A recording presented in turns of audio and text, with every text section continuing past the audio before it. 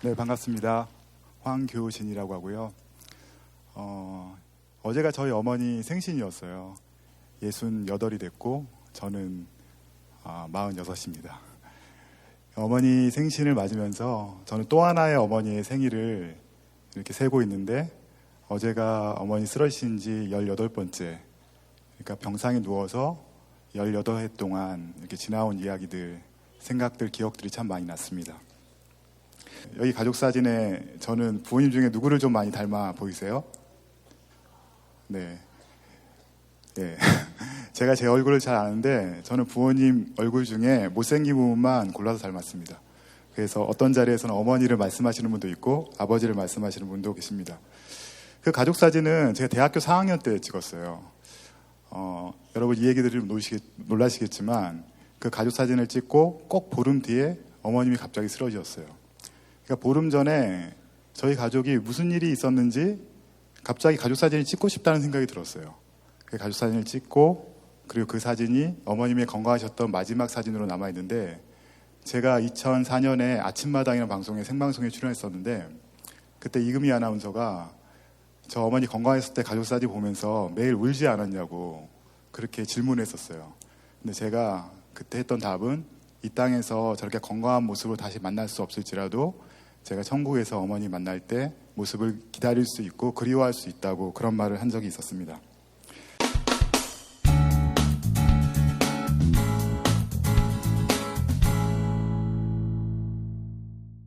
저희 어머니는 굉장히 힘들게 사셨습니다. 여기 계신 여러분들 중에서도 굉장히 고단하게 어머님이 사신 분이 계셨을 텐데, 저희 어머님은 특히 낮과 밤이 바뀐 생활을 하셨어요.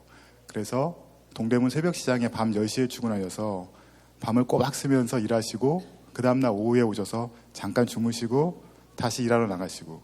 제가 어렸을 때부터 어머님이 집에 계신 것을 본 적이 없었어요. 학교 갔다가 집에 오면 어머니 잠깐 주무시다가 밤 10시에 일어나서 나가시는 모습만 봤어요. 그러다 보니까 제 마음속에는 제가 열심히 공부하고 잘 살아서 어머님을 좀 평범한 어머니처럼 낮과 밤을 정상적으로 돌려드려야 되겠다, 이런 생각을 하면서 공부를 열심히 해야 되겠다고 생각했어요. 그래서 학교 가면 그냥 늘 어머니 생각하면서 공부해야지, 그냥 이런 마음만 가지고 중고등학교를 보냈습니다. 제가 대학교 때 건축공학을 전공을 했는데, 건축을 전공한 것도 졸업한 다음에 어머니를 위한 러브하우스를 지어드려야겠다. 그러니까 늘 제 마음속에서는 어머님이 행복해지는 게 마음의 소망이고 꿈이었던 것 같아요. 근데 제가 대학교 4학년 때 대학원 입학을 앞두고 굉장히 좋은 일들 3가지가 있었어요. 첫 번째는 그해 여름에 만났던 어떤 여학생과 처음으로 첫사랑을 시작했어요. 그 첫사랑이 28이었으니까 저한테 이렇게 늦은 시간에 첫사랑이었는데, 그래서 더 설레었고 행복했던 것 같아요. 그리고 대학교 4학년 때 제가 건축공학 졸업작품으로 만든 그 졸업작품이 교내과학상에서 대상을 받았어요. 그러니까 상금도 100만 원을 받았고, 그리고 저희 과에서 이제 IMF가 터져서 취직이 안 되고 있었는데, 저는 공부를 더 하고 싶었기 때문에 대학원을 특차로 이렇게 진학을 했는데 쉽게 합격을 했어요. 그래서 IMF는 터졌지만 저는 마음속에 여러 가지 그 소망을 가지고 있던 차였어요. 근데 이 3가지는 나중에 여자친구하고는 제가 집 밖을 나갈 수 없었기 때문에 1년 반 만에 헤어졌어요.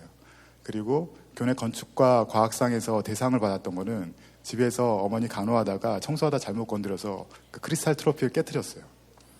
그리고 대학원은 한 학기도 못 다니고 휴학을 했는데 나중에 복학을 못해서 결국은 자퇴를 했습니다. 그러니까 저를 이렇게 지켜줬던, 뭔가 세상에서 저의 마음을, 저의 가치를 좀 인정해 줄 만한 것들은 다 사라졌어요.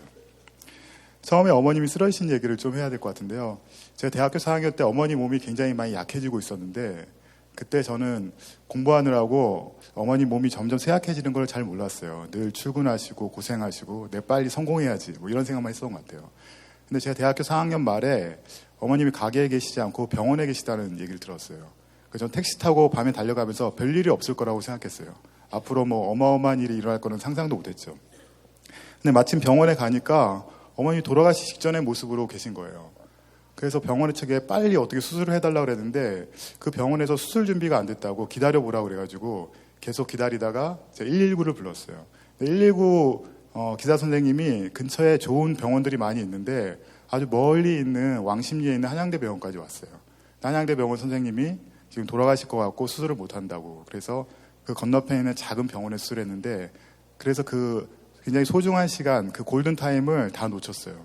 나중에 제가 알기로는 1시간 일찍 병원에 오느냐 늦게 오느냐에 따라서 식물인간이 되기도 하고 생명을 살리기도 하고 돌아가시기도 한다고 들었는데, 저희 어머님은 그때 새벽에 한 3시간 반 넘게 그렇게 병원을 찾아서 헤매면서 너무나 불리한, 저한테는 가슴 아픈 그런 시간으로 결국은 급하게 수술을 했지만 지금까지 의식을 차리지 못하고 그렇게 계십니다.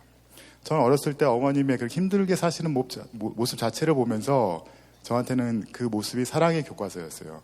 거기서 제가 사랑을 배우고 생각하고, 그리고 어머님이 가족을 이렇게 잘 붙잡고 생활고를 붙잡고 있듯이 나도 어머니를 향해서 책임지는 사랑을 해야 되겠다, 그런 생각을 했습니다. 제가 오늘 여러분께 말씀드리고 있는 그 사랑에 대한 이야기는 책임진다는 것에 의미가 있습니다. 이 세상에 있는 사랑은 쿨한 사랑을 얘기하잖아요. 쿨하다는 말 안에는 굉장히 멋지다는 말이 있을지 모르지만 쉽게 만나고 쉽게 헤어지는 그런 사랑입니다. 부모가 자녀를 사랑하고 자녀가 부모를 사랑하고 할 때 그 끝까지 책임진다는 사랑의 의미는 많이 퇴색된 것 같아요. 그 제가 어머니를 사랑할 때 그 책임지는 사랑을 많이 묵상하게 되는데, 처음부터 그랬던 건 아니고 처음에 중환자실에 계실 때 너무너무 마음이 절망스러웠어요. 아까 앞에서 강연하신 유정희 선생님처럼 저도 거의 우울증에 걸려서 정말 어떻게 감당해야 될지 알 수가 없고 무기력했어요.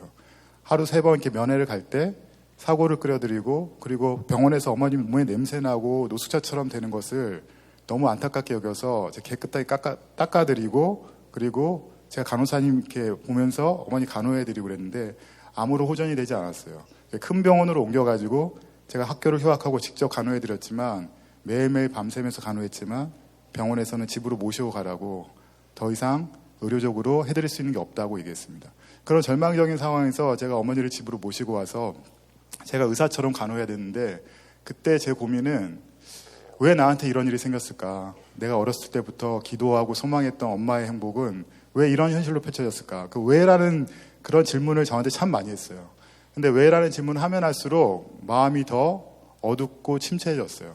그래서 어느 순간 제가 여기서 극복할 수 있는, 어머니를 돌봐야 될 사람은 저 하나밖에 없었고, 여동생은 어머니 가게에 나가서 계속 경제적인 부분을 담당했고, 그래서 제가 어떻게 하면 이 상황을 잘 감당할 수 있을까? 그 왜라는 질문을 하지 말고 how to, 어떻게 이 고통을 극복할 수 있을까? 내가 어머니고 어머니가 나라면 어머니는 나한테 어떻게 하셨을까? 그걸 묵상하기 시작했어요. 그래서 그때까지 내가 왜 의사가 아닐까? 내가 큰 병원에 있는 계신 분들하고 좀 친한 사람이 없을까? 그런 왜라는 질문을 하면 할수록 힘들고 괴로웠는데 어떻게 하면 잘 감당할 수 있을까라는 질문을 하고 나서부터 저한테 많은 용기가 생겼어요. 그래서 어머니를 집으로 모시고 와서 그 절망적인 상황 속에서 제가 하루하루 시간표를 짜고 하루 24시간 거의 잠자는 시간 없이 간호해드리기 시작했습니다. 집으로 모시고 와서 제가 했던 것은 매일 오전에는 3시간씩 목욕을 시켜드렸어요. 수건을 한 장 한 장 깔고 큰 다라이에 물을 가득 따뜻하게 담아서 안방에서 어머니 병원 침대를 만들어 놓고 계속 간호해드렸어요. 그리고 아침에 3시간 목욕을 시켜드리면 제 마음도 굉장히 깨끗해지는 것 같은 마음이었어요. 마라톤을 뛰고 나서 흘리는 그런 땀방울들이 제 온몸에 송글송글 맺혔는데, 어머님이 깨끗해진 모습, 아기처럼 주무시는 모습을 보면 삶에 희망과 용기가 생겼어요. 왜 삶에 희망과 용기가 생겼는지는 잘 모르겠습니다. 그 자체는 굉장히 청춘이 어둡게 괴롭게 흘러가는 시간이었는데, 제가 아마도 제가 가장 사랑하는 사람을 잘 돌봐드린다는 그 기쁨이 있었던 것 같아요. 그리고 나서 하루 6번 250kcal 되는 영양소를 제가 직접 죽을 만들어서 코에 있는 튜브로 어머니께 넣어드렸어요. 병원에 있을 때보다 소화를 더 잘하신 거예요. 근데 그때 저한테는 기적이 일어났는데, 여기서 기적은 병이 낫는 것을 기적이라고 하겠지만 저한테는 그것보다 더 어려운 기적이 저한테 주어졌어요. 그건 뭐냐면 상황은 바뀌지 않았지만 마음이 바뀌는 기적이었어요. 어머니는 계속 신무링한 상태지만 제 마음은 그 어려운 고통을 감당할 수 있는 마음으로 변하는 것. 여러분들 지금 현재 있는 삶의 현실이 너무 괴롭고 힘들지만 그 현실과 상황이 바뀌는 것이 아니라 우리 마음이 바뀌는 것, 그게 더 어려운 기적이거든요. 예를 들면 용서되지 않는 사람들이 용서가 되는 것, 내가 너무 힘든데 그 힘든 것들이 감당할 마음으로 바뀌는 것, 남들보다 뒤처지고 그리고 마음속에 나에 대한 가치감이 너무 떨어지는데 내가 존귀하게 보이는 것, 이게 저는 고치지 못하는 중환자의 병이 고쳐지는 것보다 더 어려운 기적이라고 생각합니다. 근데 제가 어머니를 간호하면서 그런 기적을 맛보아 알기 시작했어요. 그래서 오후에도 계속 위치를 바꿔드리고 그리고 기저귀를 갈아드리고 그리고 목에 있는 호스로 석션을 계속해서 산소가 잘 공급될 수 있도록 옆에서 계속 제 손발을 움직였는데 너무너무 신기한 거는 제가 하루 2시간밖에 잠을 못 잤는데 수면 부족으로 쓰러지는 일이 없었고 밥도 거의 한 끼, 두 끼 겨우겨우 먹고 건졌는데 이상하게 그 상황에서 용기를 잃지 않고 살아갈 수 있는 힘을 얻었던 것 같습니다. 그 힘을 얻었던 그 요인들을 생각해 봤어요. 생각해 보니까 감당하기로 하고 나서부터 제가 사람들 앞에서 인상 쓰거나 울거나 하지 않았던 것 같아요.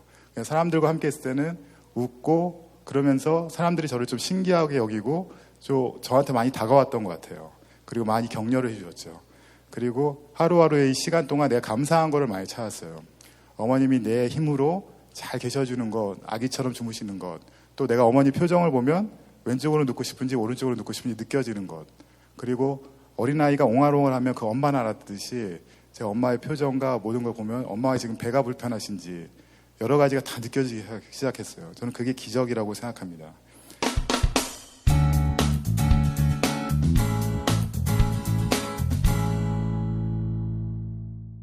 그리고 저는 내일 일을 모르는 게 너무 감사했어요. 여러분 여기 있는 학생들은 내가 어느 대학을 갈까? 미래에 내가 어떤 모습이 되어 있을까? 되게 궁금하잖아요.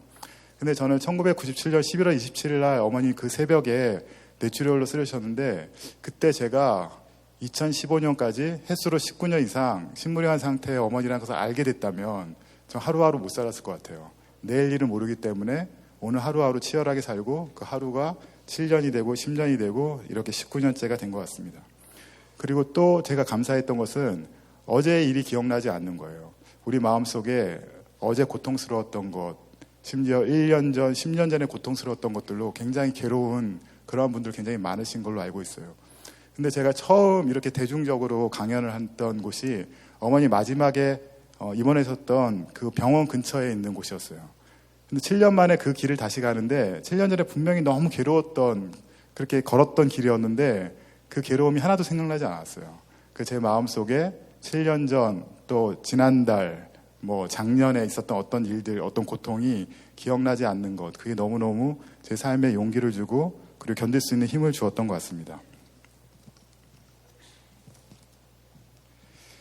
집에서 제가 어머니를 간호해가면서 점점점 제 소망이 이루어진다고 생각했어요. 저희 어머니를 보러 오신 친구분들이 어머니가 환자 같지 않고 내가 환자 같다 이런 얘기를 많이 하셨어요. 그리고 정말 행복한 어머니다 이런 얘기를 하셨어요. 제가 어렸을 때부터 어머니를 행복하게 해드리려고 했던 꿈이 지금 제가 어머니 간호하면서 이루어진 것 같고 그리고 낮과 밤이 바뀌어진 생활을 밤에 좀 편히 주무시게 해드리고 싶었는데 낮에도 편히 주무시게 해드리고 밤에도 편히 주무시게 해드리니까 제가 정말 어머니와 함께하는 이 사랑하는 시간 동안에 제 모든 소원들이 다 이루어져 가고 있구나 하는 생각이 들었습니다. 그런 가운데 그 청춘의 한 8년여의 시간이 지나면서 매일매일 똑같은 그러한 일들을 어머니께 쏟아부으면서 저 자신에게 천천히 변화가 준비되었어요. 제가 그때 매일매일 글을 썼거든요. 저 어렸을 때부터 글 쓰는 걸 좋아했는데 그리고 우리가 어떤 어려움에 있을 때 내가 할 수 있는 한 가지를 꾸준히 하다 보면 그게 우리 인생을 이끌어가는 것 같아요. 저에게는 글이었어요. 제가 학교 다닐 때 100일장을 잘하거나 뭐 문예부에서 상을 받거나 그러지 않고 그냥 어머니랑 살아가는 이야기들을 홈페이지에 올렸는데 그 홈페이지를 보신 분들이 굉장히 많은 격려와 용기를 얻었다고 얘기했어요. 저는 굉장히 제가 어렵게 산다고 생각했는데 제 글을 보는 사람들이 힘내라고 하러 왔다가 힘을 얻고 간다고. 근데 그런 사람들이 제 주변뿐만 아니라 전 세계에 있는 많은 분들이 계셨어요. 결국 그 이야기들이 책으로 나오게 되었어요. 책으로 나오면서 제 삶이 슬로우 하다가 퀵 바뀌게 되었습니다. 댄스 스텝이 슬로우 퀵인 거 아시죠? 근데 우리 인생도 슬로우 하다가 퀵으로 바뀝니다. 지금 내 인생이 너무나 더디고 느리고 기다림의 연속이라면 어느 한순간부터 바뀔 수가 있어요. 근데 꾸준히 뭔가 내가 하고 싶은 것, 잘하는 것을 해나갈 때 그것이 분기점이 되옵니다. 그래서 제가 책이 나오고 나서 많은 방송으로부터 요청을 받았는데 제 인생의 목표는 유명해지는 게 아니었기 때문에 다 거의 대부분 거절했어요. 그리고 나서 제가 어머니 병원비를 다시 마련해야 되고 그때부터 어머니 병원에 모시고 공부를 하고 결혼하고 싶었는데 그런 꿈보다 취직이 됐어요. 취직이 어떻게 됐냐면 저는 대학을 졸업하고 나서 7, 8년 동안 백수로 지냈기 때문에 어머니 병간호 하기 때문에 사회적으로는 취직이 될 수 없는 사람이었어요. 근데 제 책을 읽은 어느 기업체 사장님이 저를 만나고 싶다고 해서 부르셨어요. 그러니까 알고 보니까 그 사장님의 어머님이 저희 어머니하고 비슷한 시기에 쓰러지셔서 서울대학교의 제일 좋은 병실에서 계셨어요. 거의 똑같은 모습으로 계신 거예요. 근데 저는 서민으로서 가난하게 살면서 집에서 어머니 모시고 살면서 그 청춘의 기간을 보내는 것이 너무 귀해 보인다고 회사의 홍보팀의 특채로 저를 채용했습니다. 그래서 집에서 어머니 병간호만 하던 7년차, 8년차 백수가 남들이 들어가고 싶어하는 회사에 들어가게 되었죠. 그리고 저는 결혼을 할 수 없을 거라고 생각했어요. 계속 이렇게 어머니 간호하고 그리고 수입의 거의 전부는 병원비로 다 들어갔어요. 근데 어느 날 저희 어머니 병간호를 돕고 싶다고 자원봉사를 하고 싶다고 어떤 분이 저한테 메일을 보내주셨어요. 그래서 저는 어머니 병간호는 천천히 같이 하고 차 한잔 합시다. 그래서 만나러 갔어요. 만났더니 너무 예쁜 사람이 나와 있는 거예요. 정말 탤런트가 나와 있는 것처럼 제 마음이 되게 새롭고 기쁘고 이 사람이 나랑 결혼하게 되면 얼마나 좋을까 그런 마음이 가졌어요. 근데 정말 그 사람이 매주 토요일마다 자기 차로 도시락을 사서 아침에 저희 집에 와서 저를 태우고 어머니 병원이 있던 경기도 이천으로 저를 태우고 와서 같이 병간호를 했어요. 제가 병간호하면 옆에서 물을 떠다 주고 그리고 어머니 몸을 잡아주고 어머니 목욕시키는 걸 도와주고 석션할 때 옆에서 같이 곁에서 있어주고 그리고 병간호 마치면 저랑 집에까지 같이 오면서 차 한잔하고 얘기하고 그러면서 한 10개월 뒤에 저하고 결혼을 하게 되었어요. 그래서 결혼을 하면서 저희 교회에서 저희 아내가 인사를 했는데 제가 어머니 병간호하는 그 처음 병간호 모습을 보면서 우리 인생을 이렇게 이끌어 가시는 분이 있겠구나 하는 것을 느끼고 저하고 결혼을 결심했대요. 그러니까 여러분 지금 마음속에 어떤 굉장히 큰 고통이 있고 내 인생에 이거 하나만 없으면 나는 정말 잘 살 텐데 하는 그 쓴뿌리 같은 것들이 있어요. 그것 때문에 내가 자살하고 싶고 인생이 너무 고달프고 그것이 내 인생에서 사라지지 않기 때문에 정말 하루하루 삶에 의욕이 없고 죽을 것 같고 그런 것들이 있어요. 근데 저한테는 어머니 병간호가 일종의 제 삶의 장애물이었어요. 제 삶의 결혼에 있어서의. 근데 결국 그 장애물이 디딤돌이 되어서 결혼을 하게 되었습니다. 제가 결혼을 한 나이가 37살이었어요. 그리고 그 다음에 아들이 태어났고 제 아들이 태어날 때 제발 엄마 닮은 아들 태어나게 해달라고 굉장히 마음속에 소망이 있었는데 얼굴 반은 저를 닮고 태어났습니다. 그리고 아들이 또 한 명 태어나서 저는 지금 두 아이의 아빠로 지내고 있습니다. 횟수를 이렇게 19년의 세월이 저에게 남긴 것이 참 많이 있습니다. 저는 어머니 병간호하면서 그런 생각을 했어요. 세상에는 3가지 일이 있을 것이다. 첫 번째는 누구나 할 수 있는 쉬운 일이 있어요. 그리고 두 번째는 내가 할 수 없는 어려운 일이 있어요. 제가 어머니 병간호한 일은 내가 할 수 있는 일이면서 어려운 일이었어요. 그래서 여러분 마음속에 어떤 인생의 소망을 정할 때 내가 할 수 있는 일이면서 어려운 일을 정하면 그 소망 속에서 어떠한 시련이나 현실적인 고통이 와도 견딜 수 있을 거예요. 제가 처음에 어머니 병간호를 했던 그 병원의 주치의 선생님이 저랑 나이가 같았어요. 근데 그분이 저한테 당신이 왜 그렇게 사는지 모르겠다고. 그때 저는 대학원도 내려놓고 또 4학년 때 공부를 열심히 해서 상도 받았고 앞날이 창창한데 같은 나이로 그분은 이제 어떤 사회적으로 좋은 위치에서 저희 어머니 주치의였는데 의사 선생님 위치에서 저한테 당신의 인생 이해하지 못하겠다 그랬어요. 근데 저는 그때 그분이 그렇게 말씀하시는 것이 이해가 안 갔어요. 이렇게 어렵고 힘들고 괴로운 그런 가족이 생기면 가족이 마땅히 책임져야 된다고 생각했었는데 우리 사회는 돈을 벌어야 되고 그리고 가만히 있으면 뭔가 남들보다 뒤처진 것 같고 그리고 잘 먹고 잘 살아야 된다는 생각을 참 많이 하고 있어요. 그 가운데 가족이 누가 아프면 비록 가족이지만 등을 돌리고 외면하게 돼요. 후배 중에 어머니 갑자기 뇌종양에 걸려서 그래서 그 딸이 간호해야 되는 상황이 벌어진 그런 가정이 있었어요. 그 가정은 아버지로부터도 버림받고 굉장히 어머니만 모시고 하는 힘든 가정이었는데 근데 일찍 발견되어서 뇌종양 초기에 잘 치료가 됐어요. 근데 옆에서 딸이 간호해야 되는데 딸이 우울증에 걸린 거예요. 그래서 저한테 울면서 전화를 했는데 제가 전화로 상담할 게 아니라 직접 가야 되겠다고 생각했어요. 그래서 하필 그때 다행히도 어떤 강남의 어떤 부유한 할머님이 자기 병원 침대를 내놨으니까 가져갈 사람 가져가라고. 근데 너무 좋은 침대였는데 처음에 좀 욕심이 났어요. 저희 어머니 집에서 제가 간호할 때 병원 침대 너무 낡아가지고 근데 나보다는 그 후배에게 더 필요할 거라고 생각하고 그 병원 침대를 받아서 그 후배의 집에 갔어요. 제가 낮에 한 서너 시간을 외출할 수 있게끔 저희 어머니 병간호를 도와주시는 아주머님이 계셔서 맡기고 그 후배의 집에 갔어요. 가보니까 머리에 개미가 버글버글하고 설사를 했는데 치부지를 맡아서 너무 괴로운 상태로 그 어머님이 계셨어요. 그래서 제가 그 머리를 감겨드리고 옷을 갈아입혀드리고 그리고 강남에서 가져온 그 깨끗한 병원 침대에 눕혀드렸어요. 근데 이 일은 매일매일 제가 어머니께 해드리는 일에 굉장히 작은 일에 지나지 않았어요. 그래서 저는 그런 일을 거의 7, 8년 하면서 살았기 때문에 하나도 힘들지 않았어요. 근데 그 집에서는 너무너무 고마워하는 거예요. 이렇게 제가 와서 그렇게 어머니를 잠깐이라도 깨끗하게 보살펴 준 것에 대해서 의사 선생님도 간호사 선생님도 해주지 않은 일이라고 너무너무 좋아했었어요. 그래서 제가 그때 내 인생은 우리 어머님의 행복을 위해서 살아왔지만 어머님이 아프시고 그리고 아직도 생존해 계시면서 내가 함께하는 이 시간 동안에 내 인생은 더 가치 있게 변해가는구나 하는 걸 느꼈어요.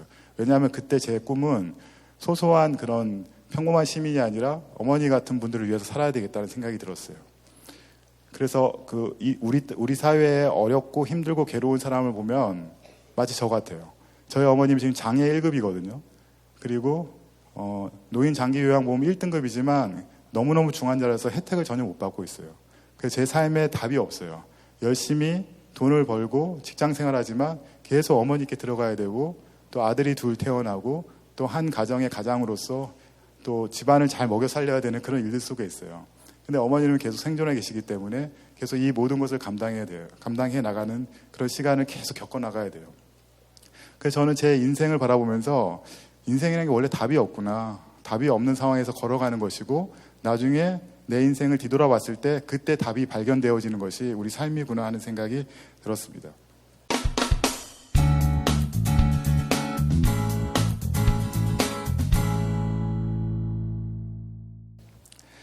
여러분 우리 서울에서 제일 부자들이 많이 사는 곳이 어딘지 아세요? 예, 강남의 도곡동이라는 곳입니다. 거기에 타워팰리스라는 곳이 있어요. 근데 그 타워팰리스 앞에 그 미즈메드 병원이라는 병원이 있는데 그 병원의 가정의학과 선생님이 제가 지금 다니고 있는 교회 형이에요. 근데 그분이 저한테 그런 얘기를 했어요. 타워팰리스에 있는 많은 분들이 그 우울증 치료를 받으러 온대요. 그 타워팰리스는 어떤 곳이에요? 집에 막 외제차가 2-3대가 있고 그리고 너무 돈이 많아서 아무리 돈을 써도 돈이 떨어지지 않는 사람들이 살고 있는 곳이에요. 그렇게 좋은 건물에서 많은 돈을 가지고 있는데 정신적으로는 마음은 황폐해서 살 수 있는 게 그렇게 뭔가를 우리가 많이 소유하고 가져서 행복을 얻을 수 없다는 것을 반증해 주는 것이죠. 근데 저처럼 임대 아파트에서 아이들하고 이렇게 퇴근하고 컵라면 같은 거 먹으면서도 굉장히 내 인생이 기쁘고 행복하다고 여길 수 있는 사람들이 있어요. 이 두 부류의 사람의 차이는 어디에 있을까요? 예, 맞아요. 우리가 보이는 근사하고 아름답고 으리으리한 집에 살면서 행복한 것이 아니라 우리 마음에 어떠한 집을 짓느냐, 거기에 우리 인생의 행복이 따라오는 거예요. 우리 마음에 정말 진실하고 진짜 사랑, 아까 제가 말씀드린 대로 끝까지 책임지는 사랑, 그 사랑의 재료로 집을 지을 때 우리 인생은 행복해진다고 저는 생각합니다. 저는 어렸을 때부터 이렇게 글 쓰는 걸 굉장히 좋아했는데 막 좋아하는 사람 생기면은 그 사람에게 매력적으로 보이고 싶어서 글을 썼고, 그리고 대학교 다니면서는 후배들을 생각하면서 글을 썼어요. 저는 삼수를 했어요. 그래서 굉장히 좋은 대학을 가려고 높이 목표를 잡았다가 많이 떨어졌어요. 대학을 5번 떨어졌어요. 근데 제가 대학을 5번 떨어진 것에 대한 그 실패는 제 인생에 지금 아무런 영향도 못 끼쳐요. 오히려 그때 제가 책을 많이 읽고 글을 많이 쓰고 했던 것이 현재의 저를 만들었어요. 어머니 병간호하면서 전 누구랑 이렇게 대화하는 걸 굉장히 좋아하는데 저희 집에 누군가 찾아오지 않으면 제가 누구랑 얘기를 할 수가 없었어요. 그래서 홈페이지에 글을 쓰면서 제가 대화하고 싶은, 사람을 만나고 싶은 그 욕구들을, 그 소망들을 다 풀었어요. 근데 그것이 책이 되었죠. 책이 되고 제가 취직을 해서 처음 했던 일이 회장님의 연설문을 쓰는 거였어요. 회장님의 연설문은 경제학 박사들이 쓰거든요. 그리고 제가 글을 써드렸던 회장님은 하버드 대학 출신이에요. 근데 집에서 어머니 병간호했던 제가 그 회장님의 연설문을 대필한다는 것은 굉장히 어려운 일이었고 불가능한 일이었어요. 근데 제가 어머니 병간호면서 진실하게 썼던 그 글들이 훈련이 되어서 회장님 연설문을 썼는데 회장님이 제 글이 감성적이라고 따뜻하고 굉장히 좋아졌어요. 그래서 7년 동안 백수로 지냈지만 회사에서는 인정받으면서 일을 잘하게 됐어요. 여러분, 회사에서 어떤 사람이 인정을 잘 받는지 아세요? 여기 거의 제가 이렇게 강연하지 않아도 이미 다 마음엔 이렇게 성숙한 사람들이 많은 것 같아요. 회사에서 일을 잘하는 사람은 기획을 잘하는 사람이에요. 생각을 잘하는 사람. 그러니까 좋은 대학 나오고 좋은 졸업장을 가지고 또 영어를 잘하고 컴퓨터를 잘하고 그런 사람도 일을 잘하겠지만 더 본질적으로 중요한 것은 기획을 잘하는 사람, 생각을 잘하는 사람이에요. 저는 그 생각을 잘하는 법을 어머니 병간호하면서 제 생각을 훈련하면서 배웠던 것 같아요.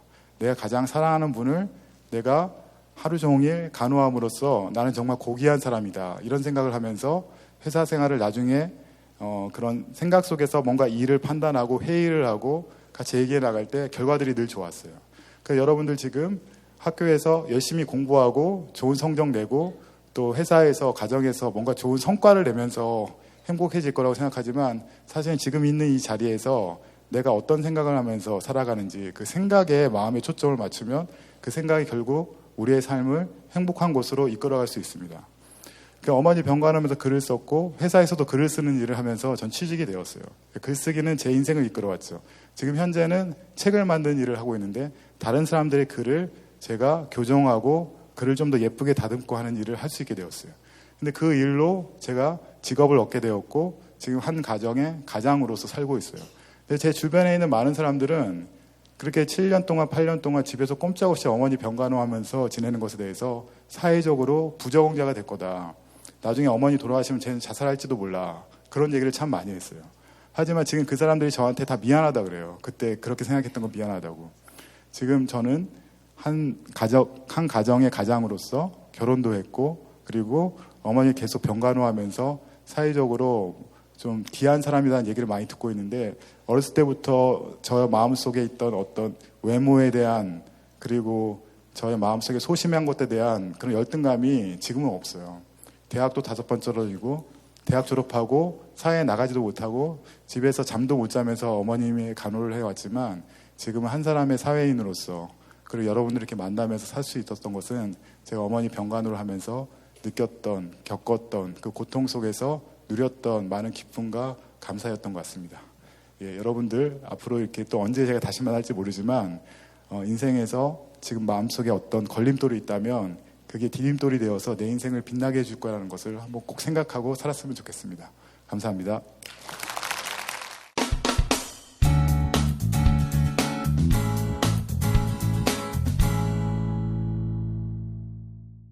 네, 어머니를 위한 러브하우스는 정말 우리가 눈에 보이는 그런 예쁜 집이 아니라 저는 이렇게 살아가는 게 예쁜 집에서 사는 거라고 생각해요. 19년째 욕창도 없이 그리고 폐렴도 없이 그렇게 깨끗한 상태로 잘 보존하시도록 제가 이렇게 함께 사랑하는 시간을 갖는 게 러브하우스라고 생각하고 그리고 앞으로는 어머니처럼 힘든 분들, 사회에서 소외된 분들을 위해서 살아가는 게 제 꿈입니다. 굉장히 심도 있는 질문입니다. 제가 그 말씀을 드렸던 거는 내일 나의 하루가 얼마나 힘들고 오늘처럼 똑같거나 오늘보다 더 힘든 건지 알고 있다면 오늘 하루 살아갈 용기가 없다는 뜻이었고요. 근데 내일을 모르기 때문에 우리가 소망할 수 있는 것 같아요. 내일은 오늘보다 더 좋은 날이 올 거야. 나에게 내일은 선물 같은 날이 올 거야. 그리고 내일 어렵더라도 그 시간을 통과하면 나는 더 괜찮아질 거야. 이렇게 소망할 수 있는 거는 내일을 모르기 때문에 그렇잖아요. 우리가 축구 경기나 야구 경기 볼 때도 결과를 알고 보면 재미없듯이 모르기 때문에 소망할 수 있는 것 같습니다. 전 집에서 어머니 병간호할 때 내가 잘할 수 있는 게 무엇일까 생각하다가 글 쓰는 거 외에 운동을 해야 되겠다 생각했어요. 왜냐하면 제가 아프면 그게 너무너무 견딜 수가 없으니까. 내가 맹장수술이라도 한번 받아서 병원에 3일 동안 입원해버리면 어머니는 어떻게 할까 막 너무 걱정이 되는 거예요. 막 그런 식으로 그래서 제가 견디기 위해서 어머니 병원 침대 옆에서 살짝 1시간씩 주무시는 시간에 매일 푸시업하고 잇몸 일으키 했는데 처음에는 한 10개만 해도 허걱거렸는데 제가 어렸을 때 체육 시간 너무 싫어했거든요. 체육 너무 싫어하고 움직이는 거 싫어하고 주번이었으면 좋겠고 근데 100개, 150개, 한 손으로 50개씩 막 이렇게 늘어갔어요. 나중에는 저를 잘 모르는 사람들이 제가 여름에 반팔티 입고 가면은 체육대학 나왔냐고 정말 몸짱이 되기 위해서 운동한 게 아니라 생존을 위해서 운동을 했는데 결국 몸이 되게 건강해졌죠. 지금 제가 46이지만 배도 안 나왔고 그리고 여름에는 이렇게 식스팩도 보이고 막 그러는데 그런 것들 이렇게 자랑하려고 그런 게 아니라 그냥 어머니 병간호하면서 굉장히 많이 달라진 그런 기쁨들 중에 덤으로 얻은 기쁨이 그런 게 있었어요. 근데 그게 제가 내일 일을 다 알고 계획하고 치열하게 산 것이 아니라 모르기 때문에 하루하루 내가 할 수 있는 걸 살아서 그렇게 삶이 인생이 유쾌하게 내가 꿈꾸지 않았던 그런 기쁨들이 다가오게 된 것 같습니다. 저는 왜 사냐고 묻거든 내가 사랑할 대상이 있기 때문에 살아간다 이렇게 생각합니다. 지금은 제가 계속 돌봐드려야 될 어머니라는 사랑하는 대상이 있고 또 어머님이 하늘나라로 가시더라도 저는 사랑할 대상이 제가 생존해 있는 동안은 계속 있을 것 같아요. 지금 저는 어머니를 위해서 기도하기를 고통이 없게 해달라고 기도해요. 고통이 없게 해달라는 말은 좀 세 가지 함의가 있는데 어느 날 갑자기 완쾌되시는 그런 어마어마한 일도 고통이 없는 거고 또 하늘이 부를 때까지 제가 옆에서 계속 사랑으로 돌봐드리는 것도 어머니에겐 고통이 없는 거고 그리고 지금 하루하루 계시는 시간 동안 잘 계시게 해드리는 것, 잘 숨쉬게 해드리는 것, 고통이 없게 해드리는 건데 저는 우리 주변에 있는 사람들의 고통을 공감하고 그 고통이 없게 해드리는 일, 그게 사랑하는 거라고 생각하거든요. 그런 사랑하는 대상이 있기 때문에 살아가는 것 같습니다.